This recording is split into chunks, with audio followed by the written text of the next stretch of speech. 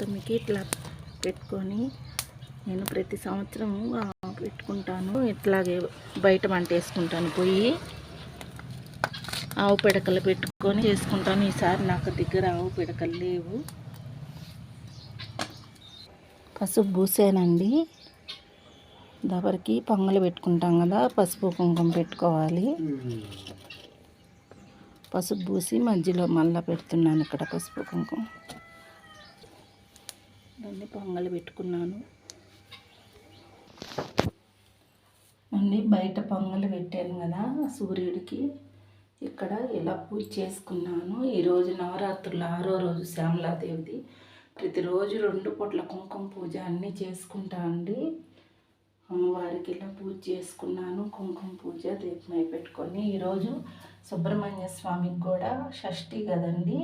సుబ్రహ్మణ్య షష్ఠి మంగళవారం మాఘమాసం చాలా అరుదుగా వస్తుంది. ఆయనకి కూడా పూజ చేసుకున్నాము.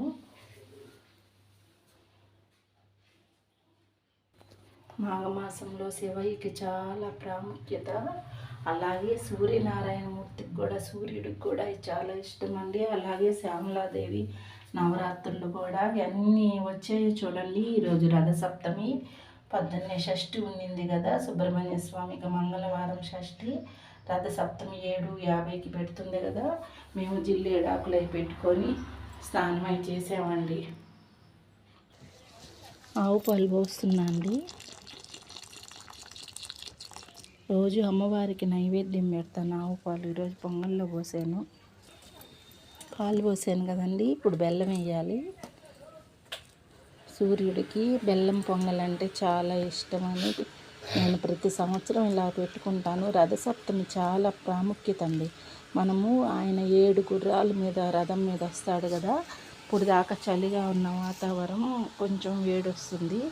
7 జిల్లేడాకులు పెట్టుకొని స్నానం చేస్తే 7 జన్మల పాపం పోతుందని ప్రతీతి.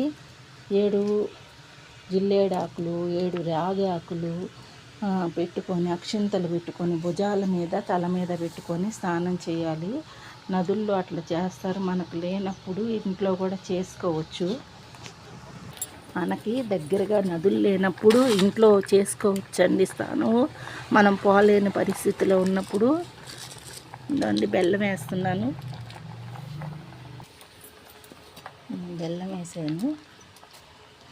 కొంచెం ఉడికితే నెయ్యి వేసుకున్నాము అండి. ఎర్రని పూలు, ఎర్రని అక్షింతలతో సూర్యుడిని బెల్లం పొంగలు పెట్టి పూజ చేసుకుంటే, ఈరోజు రథసప్తమి రోజే కాదండి, మాఘమాసంలో ఆదివారాలు కూడా చాలా ప్రాముఖ్యత. సూర్యుడికి మనకి కనపడే ప్రత్యక్ష దైవం కదండి. మనకి ఏం కోరిక ఉన్నా కానీ ఆయన్ని కొంగుజాచి అడిగితే ఖచ్చితంగా ఆరోగ్య సమస్య కానీ, ఉద్యోగం కానీ అన్నీ మనకు కనపడే దైవం కదండి. మందార పూలు నేను దేవుడికి పెట్టి కొన్ని సూర్యుడికి పెట్టుకోవాలని ఇట్లా పెట్టుకున్నాను.